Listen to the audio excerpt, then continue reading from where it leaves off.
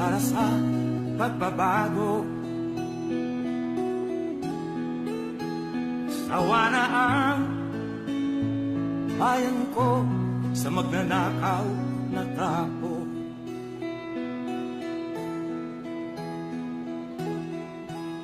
Madilim na kahapon,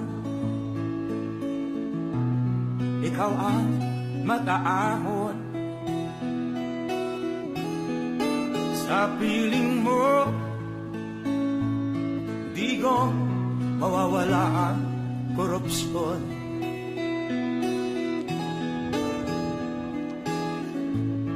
Tayo na, Pilipinas, tayo na magbago.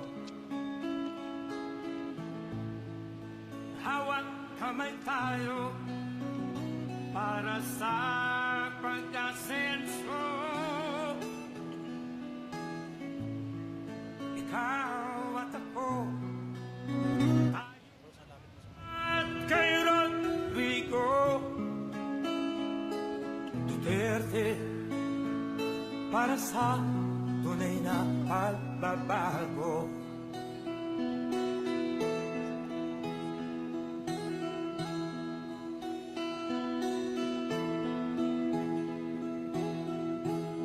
Masdan mo ang paligid,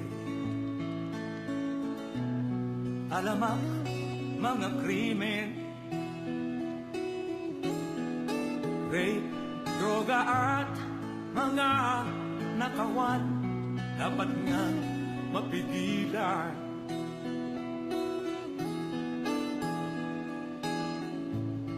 Tayo na, Pilipinas, tayo na magbago.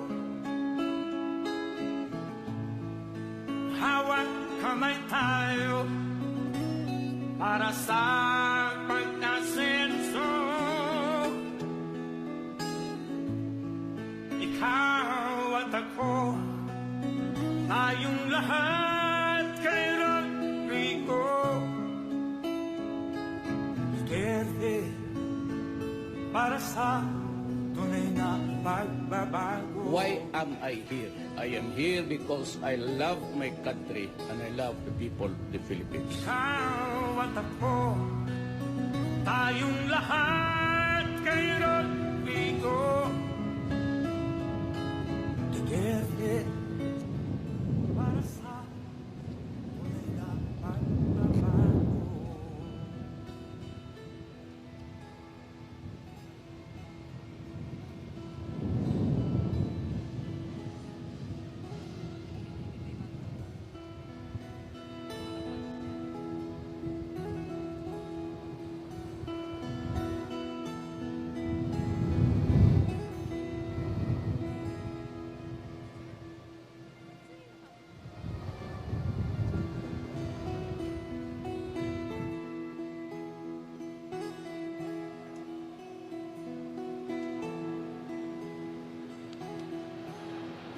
Ikaw ang pangulo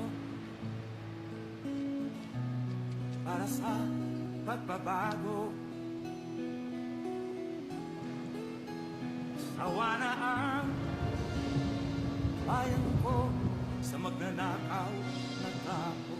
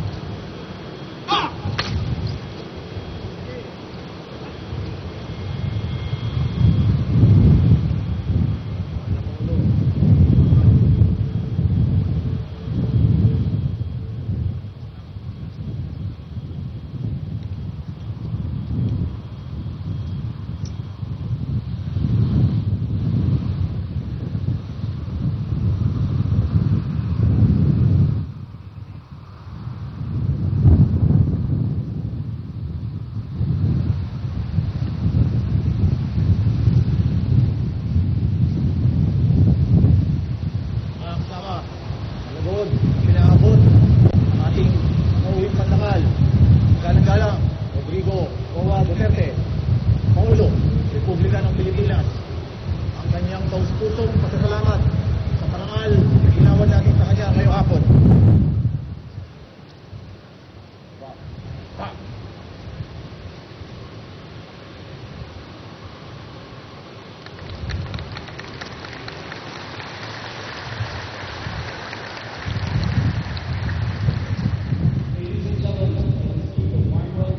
Guest of honor, President Rodrigo Roa Duterte.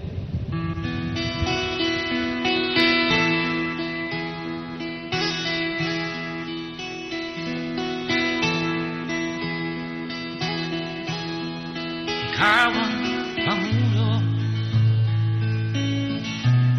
para sa pagbabago. Once again, President Rodrigo Roa Duterte. Bayan ko sa magnanakaw na tao.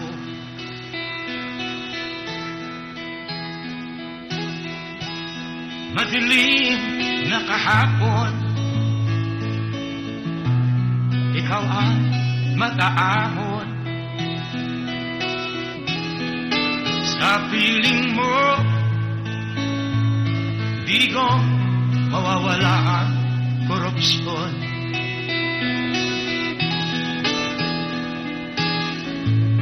Tayo na, Pilipinas, tayo na magbago.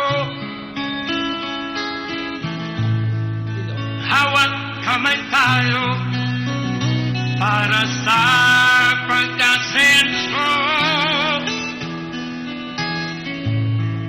Ikaw at ako, tayong lahat kay Rodrigo Duterte, para sa tunay na pagbabago.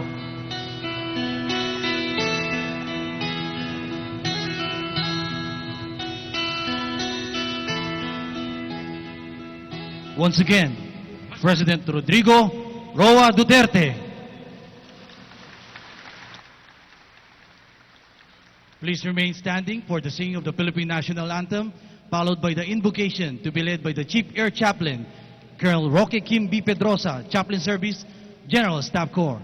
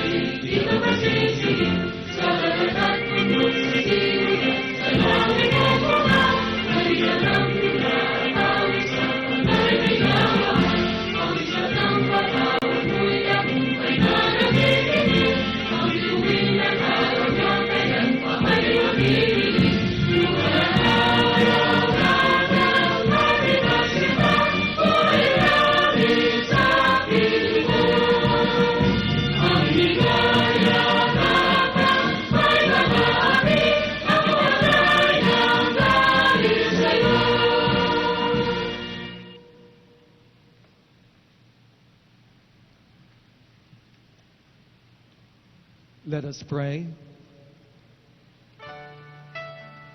Heavenly Father, we lift our minds and hearts to you in praise and thanksgiving as we celebrate the 48th founding anniversary of the 250th Presidential Airlift Wing. Gracious God, today we look back in time to remember the 48 years of fruitful service that this unit has rendered to the Philippine Air Force, to the AFP, and most especially to the Presidency. These long years of dedication to duty and loyalty to the service have enhanced the prestige and honor of the Bluebirds. We thank you, O Lord, for your divine providence that sustained all their needs in the past. We fervently pray and confidently hope for your divine assistance in all their endeavors in the future. Today, we will also acknowledge and show our appreciation to the men and women of 250, whose outstanding service is our pride and inspiration. We beseech you, O Lord, that you bless them and their families, and may the happiness and fulfillment that your grace will bestow on them become the fullness of their rewards. Lord, continue to bless the Philippine Air Force, the Commanding General and his staff, all the officers, enlisted personnel, and civilian employees of the command, as they serve the nation with their choppers and planes. Protect them and their families in the security of your divine hands, and spare them from any danger and harm. And finally, bless and guide our Commander-in-Chief as he leads us in our quest for transformation. May his presence inspire us and his words direct us to plot the course we have to take. All this we pray in your most holy name. Amen. Thank you. Everyone may now be seated.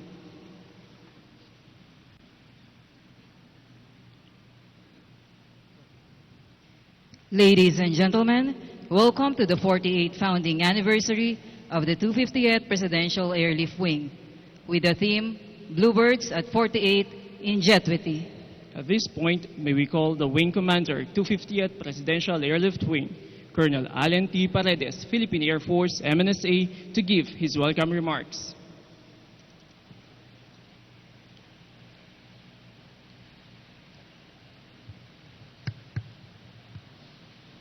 Our guest of honor,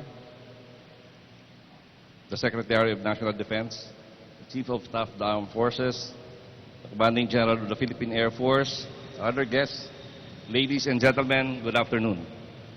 Welcome to the 48th anniversary celebration of the 250th Presidential Airlift Wing, the Bluebirds. Today, we have a lot of new things in store for you, for all of you. Foremost, we have with us the President. Mahal na Pangulo, hindi po talaga ako makapaniwala nung sinabi ni Sir Bong na pupunta kayo dito. At lahat kami ay nashock. Totoo pala yung sinasabi nila nung mayor po kayo na pinupuntahan nyo pati yung company level, battalion level, brigade level, and division level sa area nyo. Maraming salamat po.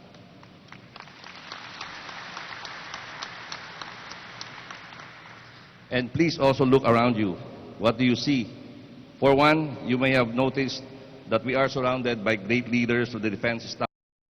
Well, we have the Secretary of National Defense, the Chief of Staff, the Commanding Generals of the Philippine Air Force, the Philippine Army, and the Flag Officer in Command of the Philippine Navy. But apart from that, we would like you to appreciate that this is a simple anniversary celebration. We just tried to make the simple look and feel different. I have three things in store for you this afternoon. First, I will let you have a glimpse of our history. Second, we will hear from our principals. And third, I shall introduce you to our theme, anniversary theme, in Jetwity. Anniversaries afford us the opportunity to look back in retrospect, a chance to pay homage to fellow Bluebirds who have laid the foundations for the wing. We would want you to walk away later inspired by our story. So with your indulgence, may I direct your attention to this short video.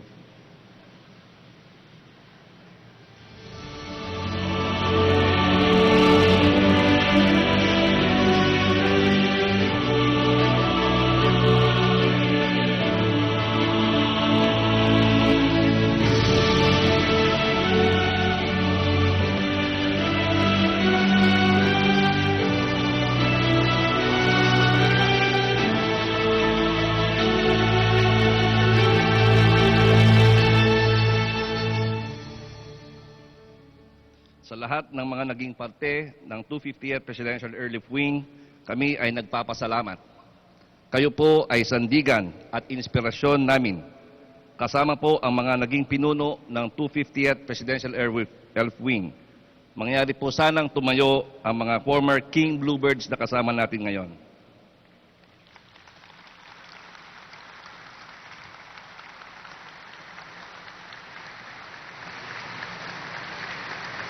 Thank you, sir. The Bluebirds have come a long way after 48 years. Through those years, our main focus was the President. So we want to hear what our former presidents who are still around have to say. Napaka-importante na doon, yung twofold. The President has to be in touch with the constituency. Because there's nothing as being physically present, to be situationally aware and fully aware of things that are happening. And you play a vital role there. You have to maximize the time of the President to solve the never-ending stream of problems. So you help foster the relationship between the government and those who are government. That makes that helps unify the country, especially as we face so many challenges here in the year after. The Bluebirds served me well during my administration, and I'm forever grateful to the whole presidential wing for making sure that members of my family and I, and my cabinet members too, were safe and sound during our trips. You're a god above the rest, with a tremendous responsibility on your shoulder, and I can only say how grateful I am from the very bottom of my heart. Without question, your work has made it possible for our nation's leaders, myself included, to do our jobs whenever this take us. Mabuhay ang 250th Presidential Airlift Wing. During our time, one had to have complete faith in the officers and men of the 250th Presidential Airlift Wing, plus the aircraft that they flew, because, number one, the pilots were very skilled, so were the crewmen. Number two, even if the aircraft were a little aging, they were kept efficient and flyable. If I am now 88 years old, is still alive, is still kicking, that is partly because of the Philippine Air Force 250th Presidential Airlift Wing. Maraming salamat sa inyo lahat, mga kasama. Ang mga narinig natin mula sa ating mga Pangulo at ang maririnig natin mamaya sa ating guest of honor ay patpatnubay sa amin upang higit pa naming mapag-ibayo ang aming serbisyo. We are fully aware that the vast and emerging challenges unfolding around us only suggest that change is no longer just the exception, it is the rule. Along with that realization, we are determined to be more relevant and credible, hence the birth of Ingenuity as our anniversary theme. Ingenuity is the result of combining the words ingenuity and the command's thrust of a jointly engaged and transforming, or JET force. Ingenuity refers to skills and creativity to think, act, and create ideas that allows one to solve problems. JET force is the PAF's plan to improve capability. Just imagine the result of combining these two powerful ideas and translating them into a mantra towards ingenious change.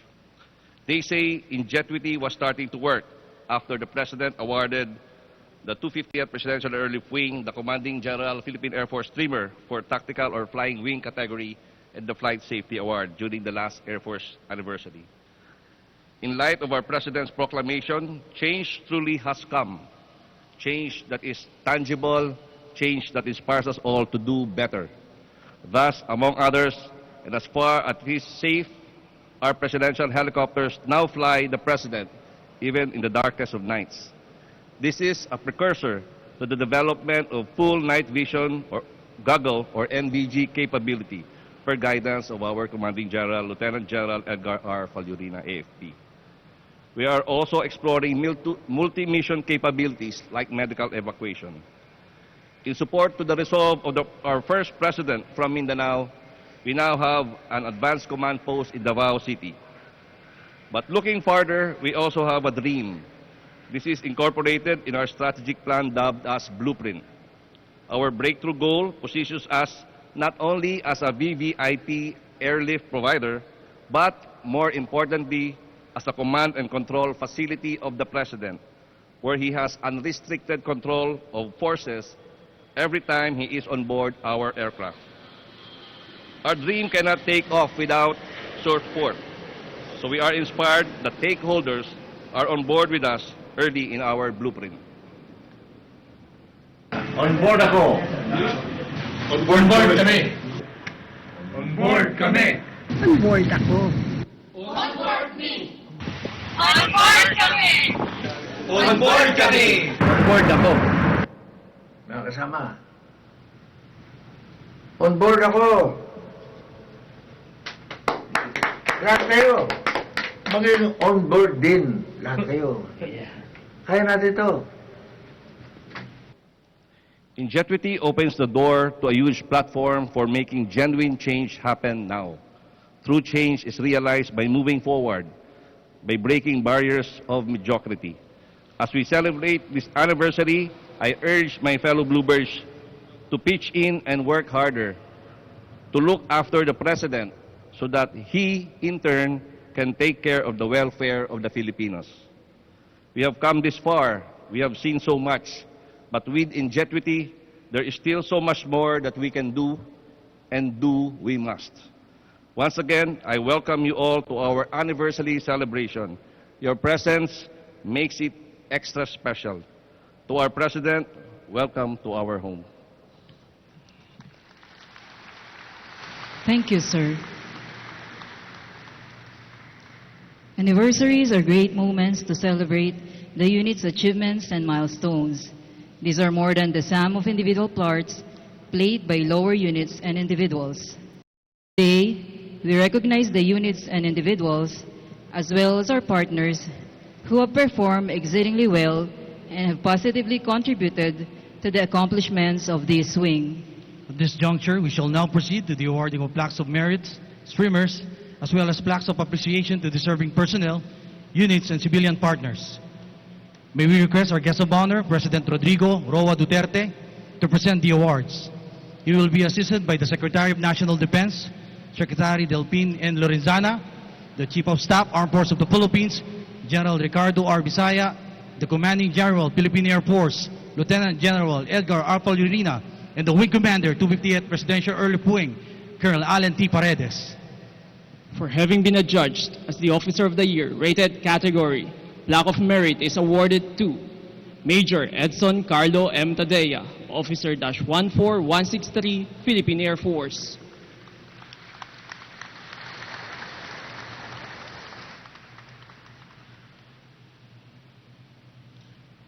For having been adjudged as the Officer of the Year, non-rated category, Plaque of Merit is awarded to Major Mark Anthony M. Songadan, Officer-131985, Philippine Air Force.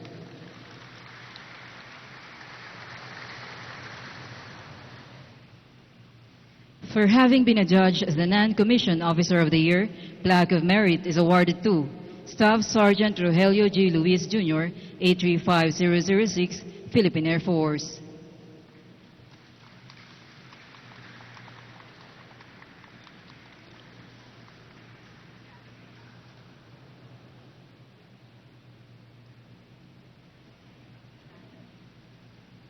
For having been adjudged as the Airman of the Year, Plaque of Merit is awarded to Airman First Class James D. Jeromo, 892736, Philippine Air Force.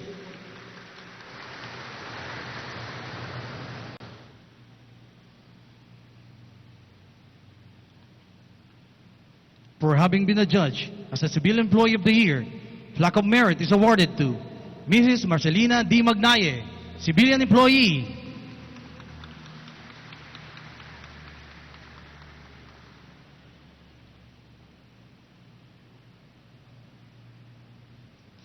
For having been adjudged as Squadron of the Year Flying category, Plaque of Merit and Streamer are awarded to 252nd Presidential Airlift Squadron. To receive the award is the Squadron Commander, Major Mark Anthony A. Yambing, Philippine Air Force.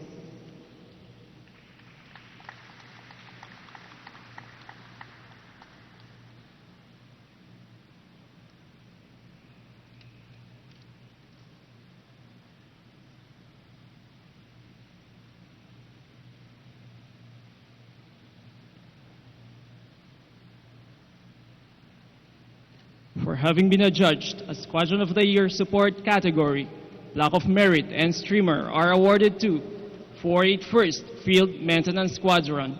To receive the award is a Squadron Commander, Major Samuel V. Sapinoso, Philippine Air Force.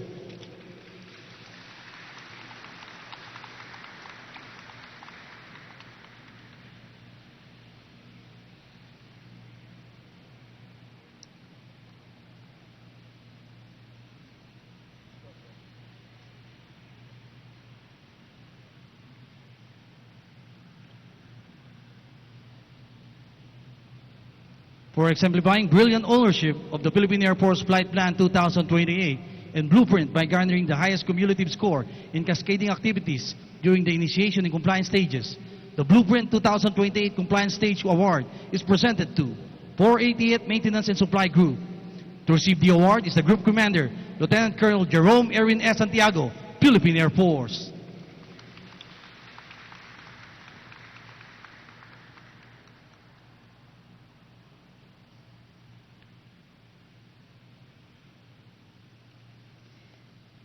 For having been adjudged as the flying unit that has the best overall aircraft accident prevention program in all flight safety functional areas during anniversary year 2015 to 2016, the 250th Presidential Airlift Wing Flight Safety Trophy is presented to 252nd Presidential Airlift Squadron. To receive the award is the Squadron Commander, Major Mark Anthony A. Yambing, Philippine Air Force.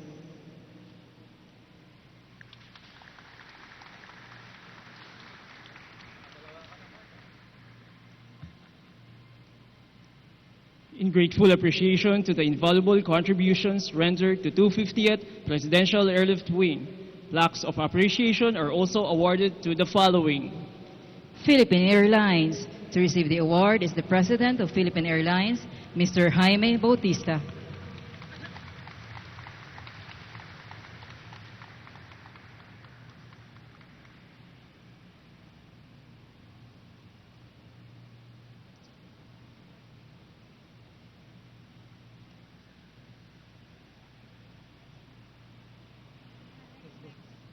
Manila International Airport Authority. To receive the award is the Assistant General Manager of Manila International Airport Authority, Colonel Allen Capuyan, retired.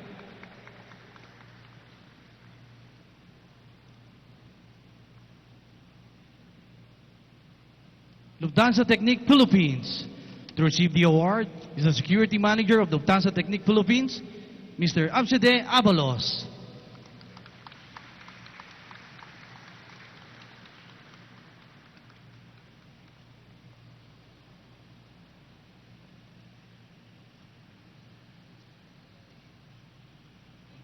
Manila Control Tower. To receive the award is the Officer in Charge of Manila Control Tower, Ms. Marlene I. Singson.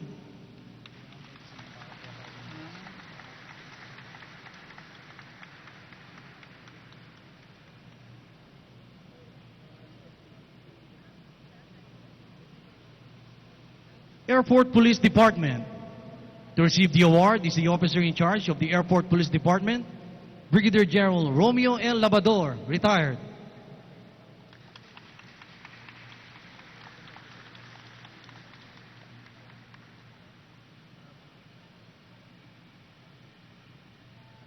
Thank you, sirs, and congratulations to all the awardees. Please be seated. We now come to the most awaited part of the anniversary program. May we request the Secretary of National Defense, Secretary Delpin N. Lorenzana, to introduce the guest of honor and keynote speaker.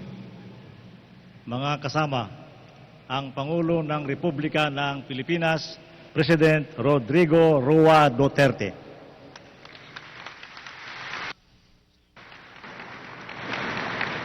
Kindly sit down. Thank you. Secretary Delphin Lorenzana, General Ricardo Bisaya, other major service commanders, Lieutenant General Edgar Valorina, Colonel Allen Paredes, forward wing commanders of the 25th Presidential Wing, airmen of the 25th Presidential Wing, fellow workers in government, my beloved countrymen. Unahin ko muna yung felicitations, my warmest greetings to the command, to the presidential wing. Salamat po sa serbisyo ninyo sa akin ngayon at nung noon. When I was mayor, of course it was the CASAF. Malaki pong utang na loob ko sa Air Force for the mobility that they provided me during the years of my service to the government. That would have been about 40 years hence. Pangalawa po,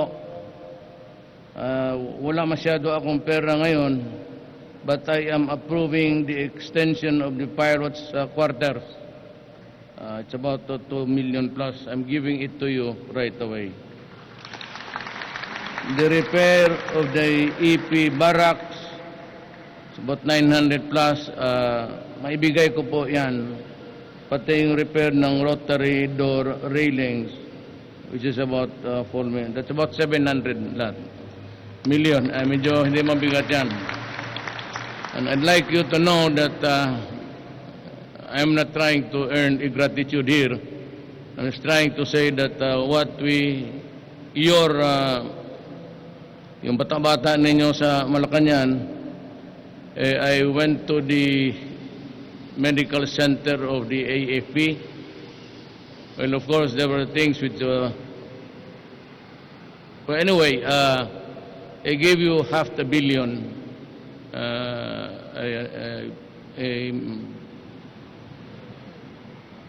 CT scan, and then CT scan MRI, pati new building to replace the original one. But I said you can always refurbish the building, sayang eh. But entirely new one and a lot of machines, yung gamma rays, X-ray, and of course yung para sa orthopedics. All in all, I give you almost $500 million, and I hope that it would improve the services to the soldiers. I'm quite not comfortable with the arrangement now that ang army kung magpunta sa Air Force at doon magbayad pa, and the Air Force in the field, and it's the expense of the army, for whatever reason, for any event, magbayad na naman you have to pay interbranch. I'd like just to give you one service command para sa lahat. It would expedite matters and centralize everything. And I want to deal for the next 6 years, in the coming years, kung buhay pa ako, to just deal with one person for the entire needs. Medical service for the entire, pati na police. Kasi kawawa naman sila kung i-separate mo. Then we can have an improved Villamor hospital also. I will try to give you the things that you need, and especially going down to the arms. It's about time that we talk seriously about our sovereignty. We are not going to cut our umbilical cord with the countries that we are allied now.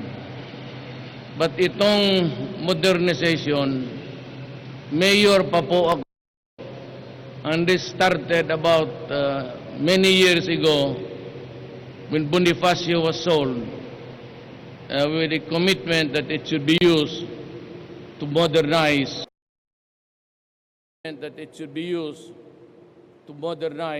the armed forces of the Philippines.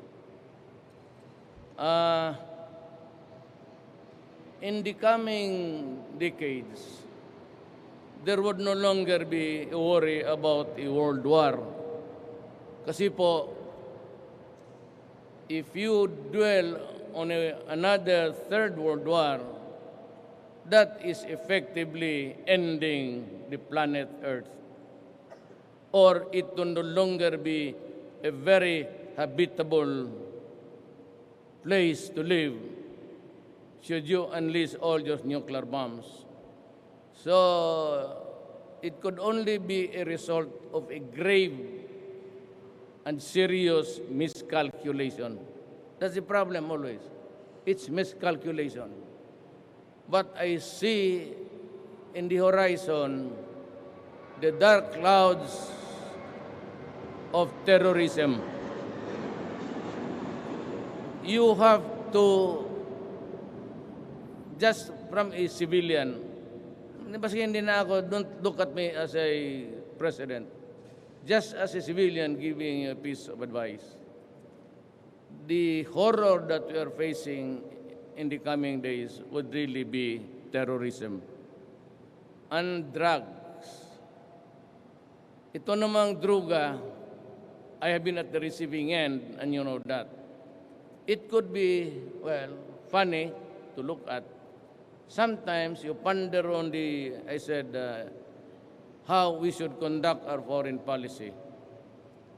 You know, we are not just, we could never be just a small country and to be shouted at or lectured upon by any foreign country or by any president. And so, when they were talking about human rights, I authorized the release of all the pictures of the horror that the Philippines suffered under the Spaniards and the Americans. And for the years that they sat on this country and took care, got it all, the fat of the land for so many years, for 100 years. So I said to myself early on that this cannot continue. And I would have to address, if it's human right problem, then we must discuss the entire gamot I dimension of. And so nandyan ngayon sa Facebook, yung massacre everywhere. Balingiga, sa Samar, that was the time that 10 years old and above were massacred by the Americans and got the bell, and until now, they hijacked it, stole it, and never returned it to us. It's a sentimental value that is really attached. It is the massacre that happened to the Filipinos in Samar. Take a note about that in the chapters of our history. Cannot be forever shouted at and lectured upon. Not me. As I have said, in my quest for what is right for my country, I am putting on the table at stake my honor, my life, and the presidency. Period. I can be ousted anytime, walang problema. Congress can initiate. Basta ako nakapokus lang, I promise the people that I will give you a clean government, and it will be clean as it could ever be. I promise you that I'd get rid of the drug problem, because if I don't interdict the drug problem, it will compromise the next generation of Filipinos, given the numbers who are now addicted. PDEA said 3 years ago that it was at 3 million. Now recently, if you count by the numbers of those who surrendered, gave themselves to the authorities, it's 700. Just maintain that number, no incremental increase. We have a 3,700,000 addicts in this country. That number is not a joke. I had a talk with Dodo. He has 4 million. And that is why, napag-usapan lang naman, pag sabi namin na we will implement the laws, I told them, hindi ko na hinintay. I said, Mr. President, so as not for him to apologize or anything, said, Mr. President, I have my laws here beyond. It's good that you have the death penalty here. At least you can bring it down to the barest minimum. I said, go ahead and implement the law. We never mentioned about the law. Sinabi ko lang, we will respect the judgments of your courts. Period. It would have been a bad taste in the mouth to be talking about having a strong posture against drugs, and here you are begging for something. I'm sorry. I have nothing to apologize because, the law is the law. But then, again, nothing to say I'm sorry for, but the circumstances would not allow me to wander to another field of our talks. We're talking about terrorism, and we also agreed to, I would allow you, the Philippine Navy, and the Air Force, and the Coast Guard to pursue the pirates. Because in this jurisdiction, we follow that piracy is a crime against humanity. And we agreed that even if you pursue in hot pursuit the criminals and you cross your border, you just announce it today that you're entering because you are pursuing a drug poser or a drug criminal syndicate. And they would take over the chase. But we also agreed that if anything happens during the chase and there's a confrontation, we agreed that we can use force. Sabi namin, gano'n. And the pirates, I suggested to him, if it is a confirmed pirates there, pasubugin na natin. Sabi niya, I agree. It's a war against piracy. Piracy, if you may. Yon ang pinag-usapan namin. Then, lastly, I would not want to take much of your time to the military commanders now, especially those who are just papataas pa kayo from the ranks of lieutenant colonel. Pag-aralan na ninyo ang purchase ng, I may have the money. They have, two countries have agreed to give me the softest loan. Maybe payable in 2025. Sabi ko sa kanila na I want weaponry and armaments. Hindi ko kailangan yung mga jets, yung mga F-16. That's of no use to us. We don't intend to fight any country using it. Pag ginamit natin yan, wala marin tayong missile, ayaw pabiblihan ng mga gago. So, let's content ourselves with even the propeller-driven planes, but which we can use extensively as anti-insurgency.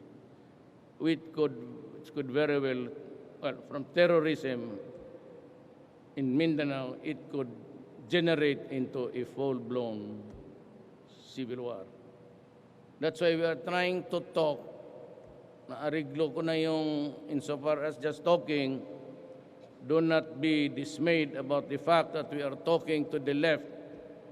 Much as I would like to really be very strict about this thing about war, but I am a president and my job is to seek the peace of the land. We cannot be forever fighting Filipinos. We cannot be forever killing our own citizens. So, they've agreed to talk. We can use the extra force now. We can focus them in Mindanao. At yung sabi ko, there are countries which offered us so many. Sabi nila, mamili ka lang doon. I'd like to tell you that some of our guys there, I'd tell you in confidence who they are. And you can also go there if you want. I would like to ask the Defense Secretary Lorenzana to samahan kayo, the technical people. Pumunta kayo ng Russia at pumunta kayo ng China. At tignan ninyo kung ano ang pinakamabuti. But the most important thing here is You have to change paradigm.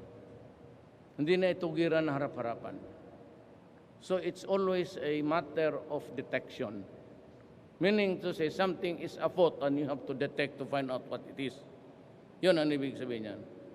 Eh parang James Bond na ito ang laro na ito. Not so much about the display of might, but your might be stolen from you. So ibahin na ninyo because you are dealing with terrorists and there will be explosions after explosions until we find peace. Mabutit na lang ang MI has adopted a good neighbor policy like almost a belligerent country but not still, and they have agreed to talk to us and as a matter of fact help us in the arrest of several suspects of people involved drugs. Si Nur naman could not make up his mind, but I hope that someday he would decide because yung Abu Sayyaf is out of his control. I'm sorry to say it in public. Hindi na niya mapasunod eh. So we have to do it for him. Ang nakakamabuti sa problema natin ngayon sa Abu Sayyaf, there's also a plus point somewhere between the MN and the Abu Sayyaf. So they are exchanging things there. I know the wife. There's a conflict going on. But at the end of the day, you might just take on to one look at them because baka magkaisa. So yun ang problema natin, insurgency and terrorism. We will not join any expedition of patrolling the seas. I will not allow it because I do not want my country to be involved in a hostile act. Patrolling kasi, when you patrol, not on the high seas but some other else's territory, whether it is really owned by us, which the law says, the judgment says, atin yan, entitlements, at sabihin naman ng isa, China says that. That's beside the point. The point is, I do not want to ride gang style there with China or with America. I just want to patrol our territorial waters. So may I remind China again, beyond the territorial waters are the entitlements of the sea, yung panalo natin. But it is not part of our territory. It is a part of our exclusive economic zone. Ano yung mga isda, ano yung makita mo dyan, pati yung sa baba, yung oil, pati gas, kung meron. But the territory is limited to the 12-mile limit. So that is ours. Hanggang dyan lang tayo. We do not go into a patrol or join any other army from now because I do not want trouble. There will be no more, and we can buy the arms where they are cheap and where there are no strings attached and it is transparent. Sabi ko sa kanila, I would not deal with you except on a government basis. Sabi naman nila, you send your mga technical men mo sa armed forces mo and they'd be happy to show you what they can offer. Sabi ko, well, in the coming days, it will depend on, pag sinabi ni General Lorenzana na tama na, okay na, susunod lang ako. But kung kulang, saan tayo nagkulang? I want propeller-driven short-run bombings. Kailangan natin yan, I said. And we will buy.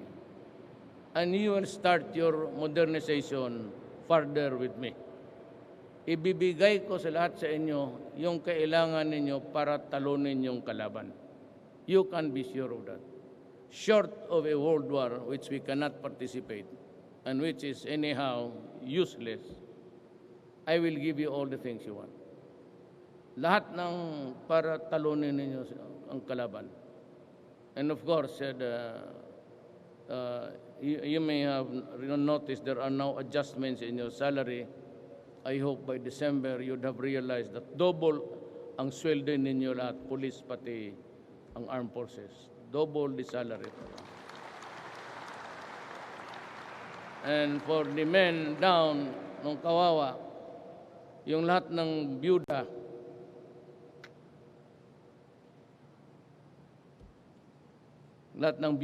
automatically, pag walang trabaho, they are employed. I've ordered the different DILGs, basi kaswa lang. So they would receive the 1 sack of rice, as a soldier, 1 sack of rice. Kasi enroll ko rin sila sa 4-piece and a job to boot. And a scholarship. In the next year's budget, we may adjust ang edukasyon sa kindergarten hanggang high school, libre na. Gobyerno na ang magbayad. Yun lang ang maibigay ko sa inyo ngayon. But surely as we progress, and I hope the country also, the economic side of the country will go full blast. And we can trade with all. But I said, we are not cutting our alliances, military as well. But certainly we will follow an independent posture, an independent foreign policy. Maraming salamat po.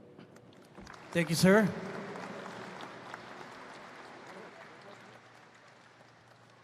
Please remain standing for the singing of the Air Force hymn.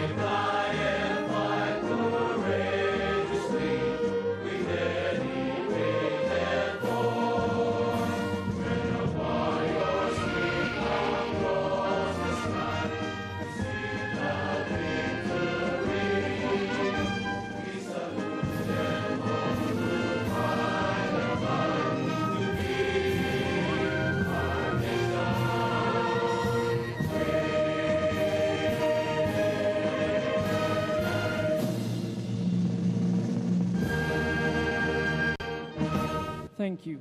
We shall now proceed with a photo session for posterity. May we request President Rodrigo Roa Duterte for a photo session. Meanwhile, the audience is requested to be seated.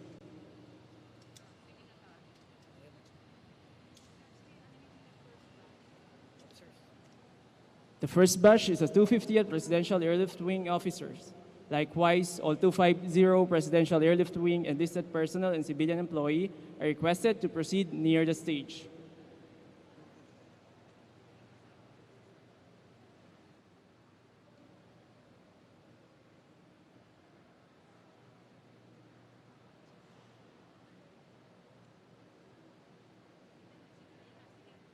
After the 250 personnel are the former wing commanders with their ladies and the PAW Officer Ladies Club.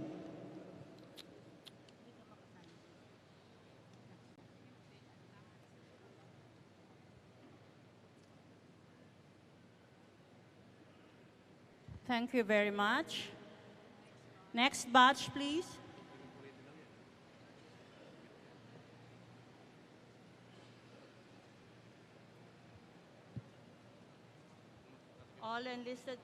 All enlisted personnel and civilian employees, you are requested to join the photo session.